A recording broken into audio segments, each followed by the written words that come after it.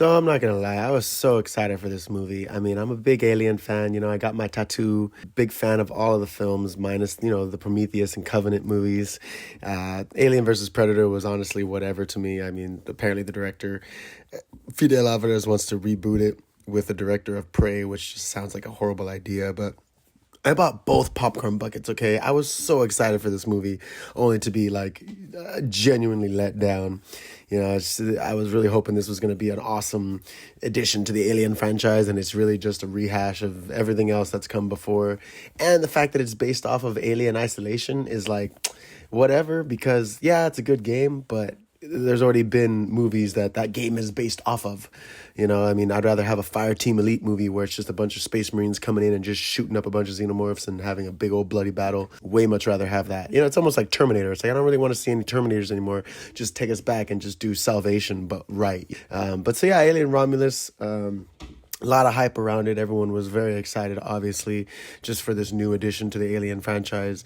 And, Fidel Alvarez, he did direct the reboot of Evil Dead, which I was not too big on, but it makes sense that he would, maybe have some ridiculousness in his film, because in the Evil Dead reboot, a Jeep did fall on this girl's hand and she did like rip her arm off and then shove it into a chainsaw. Granted, she was only like 20, 21.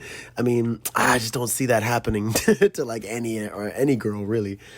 So I wasn't quite holding my breath, but the fact that he said that the movie was going to be mostly practical effects, that was very exciting. It was a back to original, back to form. I was definitely excited just to see what he was going to do. But so Romulus follows this character Rain and her synthetic brother Andy, who is black, by the way. I just find that very funny. I tried not to watch any of the trailers. I tried to go in as blind as I could, but even the bits I saw, I was like, this guy doesn't seem human. And of course, what do you know? What brothers are synthetic. They're pretty much working for Weyland-Yutani, and they're both in need of money to leave this random mining planet that they're on. So she ends up hooking up with her ex and his little crew of misfits, and they're gonna go out to this space station, the Romulus space station, that to acquire some goods or just do some salvaging, pillaging to make enough money to get off of this mining planet. So she ends up going, and of course, this movie is supposed to take place 20 years after the events of the first Alien movie. So I just want to real quickly say, I don't understand how the hell these people who, whether it be synthetics or real people, were able to get not only the black goo separated from whatever it was originally from, but they were also able to, encase all these face huggers. Like, it was just ridiculous. Like, who did all of that? Like, that's what I want to know. I want the movie leading up to how this space station came to be, because technically Ripley's like floating in space this entire time, right? Before the events of Aliens. So I'm kind of at a loss of how exactly all this was done, especially when they end up rediscovering Ash, and he's like in half. So it's like, I mean, last time I saw him, I'm pretty sure he was decapitated and covered in the same liquid that he's covered in here, except his face is like reattached. So I guess he was able to reattach himself and do a little bit of experimenting throughout the entire ship, I guess. I don't know. But they end up getting on board this ship.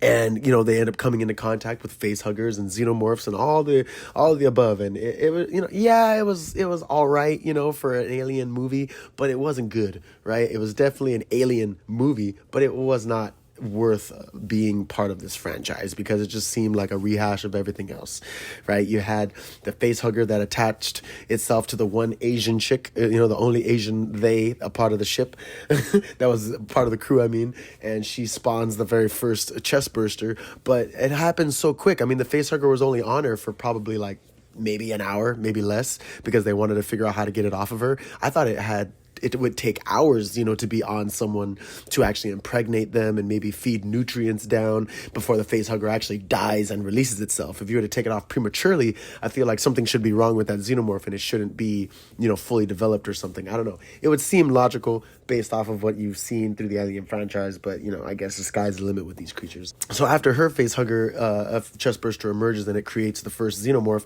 it turns out there's other xenomorphs on the ship already, apparently, right? There's like 5 other xenomorphs on the ship that are just, I guess, chilling. People were saying that, they're watching over the hive. Fuck that. There should have just been a queen then. Just throw a queen in the mix. But apparently these other xenomorphs were just chilling in the background, hoping that one of these face huggers would be released from their containment cells, only to hopefully, actually attach itself to someone's face to then hopefully release of a chest burster without it dying and hopefully becoming a full-bred Xeno. So when it finally does happen, of course, that one Xenomorph was, I think, the only one that was done in an animatronic fashion, which was cool. And I know that the face huggers were apparently mostly animatronic, which is also cool, but it's not enough. You're right. It's not enough to save a film because all the other Xenos were definitely CGI'd. You know, obviously when the Xenos come, the whole point of the film at that point is just to escape. But when they have the little zero gravity shootout, oh my gosh, that was so bad because it was definitely CGI'd. And not to mention the blood was obviously CGI'd. Like, should have just been like, should have just made like, put honey in like zero gravity somehow. I don't know, to make it seem more real. But it was just so cheesy. And then, of course, as they're escaping and they try to go up this elevator shaft and the zero gravity shuts off, she falls. And where does she fall to? Right in the arms of a Xenomorph. Lady in Red. It was so random. I was like, what? He saved her? People are like, well, yeah, he saved her to impregnate her because they got to keep the species alive. It's like, yeah, I guess he could have saved her and then left instead of saving her and then staying there and letting Andy like jump down and horribly steal Ripley's line of like, leave her alone, you bitch. But you know, I digress.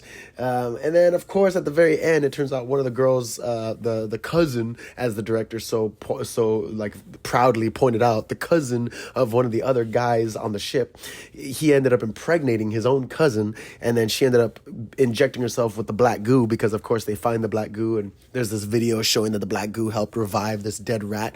But then, of course, when they walk away, it turns out that that footage also shows that that dead rat that is now alive had a chest burster, a little baby chest burster pop out of it. So I guess that's where the other Xenomorphs came from the fucking dead rats.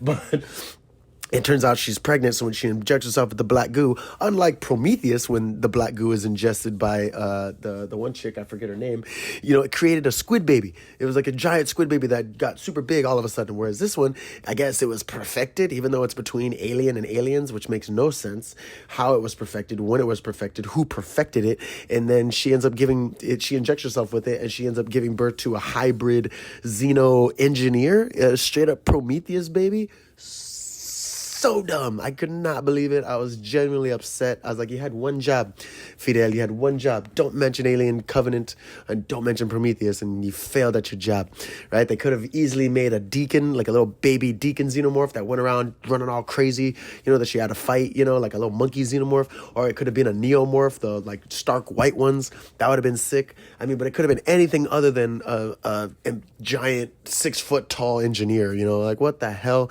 It's so... It's like, what? Really? I mean, they could have even had her just give birth to a regular Xenomorph. That would have been awesome, you know, or give birth to an egg that would then develop another face hugger. I mean, anything that ended up killing her, like anything besides a giant, you know, besides a giant Prometheus baby. Like, it was just so dumb. They just totally took away all the wonder and the mystery of this Xenomorph. Like, it's just absolute bullshit, especially if they want to just reboot Alien versus Predator. Like, why? Obviously you're gonna have to tie in somehow the black goo into the Predator franchise, into the Predator Alien versus Predator story, and it's just so dumb. Like, it's just so bad. Anyway, then she ends up having to fight this giant 6 foot engineer Xenomorph human hybrid, and it just reminds you of Alien Resurrection, right? Like, she feels bad because this thing seems almost like human, but she's got to kill it. It kills his mom. Like, he's like mama to the chick, and like, should have been Vin Diesel. That would have been funny if it was just like family. It's like crawling around her. Family, you're my family. And then she's like, get away from me, ew. And then it's just like, oh, no family? All right, you're dead now. So fucking random. Oh my gosh. Anyway, it's just like Alien Resurrection, right? Where she pops a hole in the ground and all the air is getting sucked out, but of course she could still somehow breathe. And then he almost gets sucked out, but he doesn't. And then she has to like put on this suit and make sure she can breathe in the suit, only to then drop the whole like cargo bay thing that the engineer's into the rings of Saturn. Because plot twist, the way that the station is set, it's apparently gonna crash into the rings of Saturn and like everyone's gonna die. But they're able to survive and drop the cargo hold bay or whatever, and they're able to fly the ship away, even though she's like the only survivor. It was just absolute dog shit of a movie. Like, I was just so excited. I was so hyped. Like I said, I got both popcorn buckets, man. I spent like $6 on popcorn buckets. I've never done that in my life. But I did it for this movie because I thought it was going to be really good. But now I just have cool buckets to just bring around anywhere I go. But for fuck's sake, this movie was just not good. I understand that everyone's just like pumped because it's just a new Alien film and it's the scariest movie of the year and it's so terrifying and they couldn't look away. And it was like, but it's just not. It wasn't. You know, people are saying that Prometheus is better, which is hilarious because I didn't like Prometheus and I didn't like Covenant. So they both are probably objectively better because this one wasn't really that. There wasn't anything to it. I mean, the one xenomorph that decides to try to kill everybody that was an animatronic xenomorph was cool, but it wasn't enough.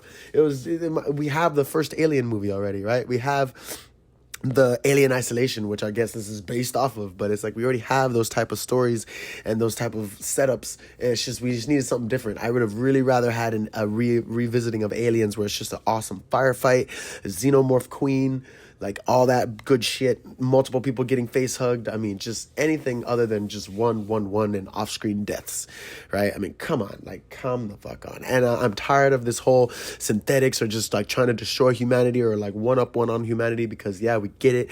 Humans don't like the synthetics, but like Jesus, it was just so bad. And then the fact that they make a black guy a synthetic, it's like they made the brother the synthetic and the brother's getting dogged on. It's like, all right, fine.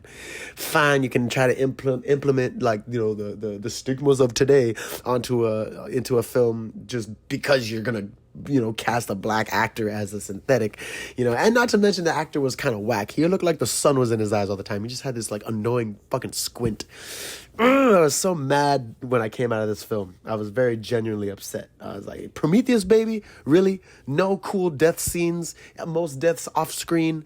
Not that much animatronic use? Yeah, the facehugger scene where they're being chased by facehuggers was terrifying because that's like the last thing anybody needs. And when the facehugger does get the Asian chick, it does suck, you know. And yeah, the scene where the facehugger's trying to get onto the guy's face and it's like going in his mouth. Yeah, that was awesome and also disgusting, but it wasn't enough to save this movie. Like, honestly, I gave this movie like a solid 3, 4. One homie got me to bring it up to a 5, simply because it's probably better than Prometheus and probably better than Covenant, you know. But I was so disappointed, and I really hope they do not make an Alien versus Predator reboot because we already had 2 movies. If we had one, I'd understand, but we already had 2, you know, and Prey was not that good in my humble opinion.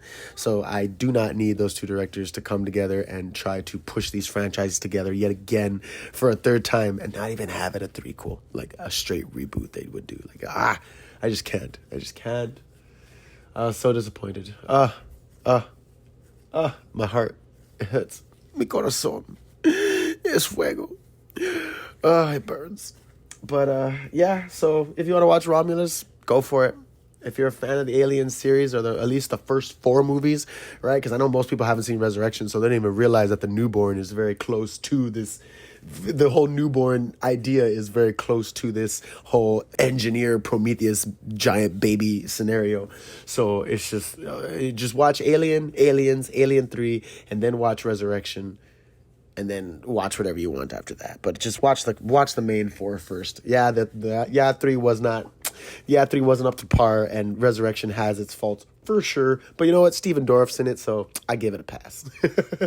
Anyways, it's been Ghost in the Craig. Thank you so much for tuning in. Like, share, and subscribe. And just, hopefully Alien Earth is better. The TV series has already been titled Alien Earth on FX or whatever, so hopefully that's good. It's going to take place on Earth, I'm assuming, but only time will tell. But hopefully it's better than this shit. Fuck, I'll catch you guys in the next one.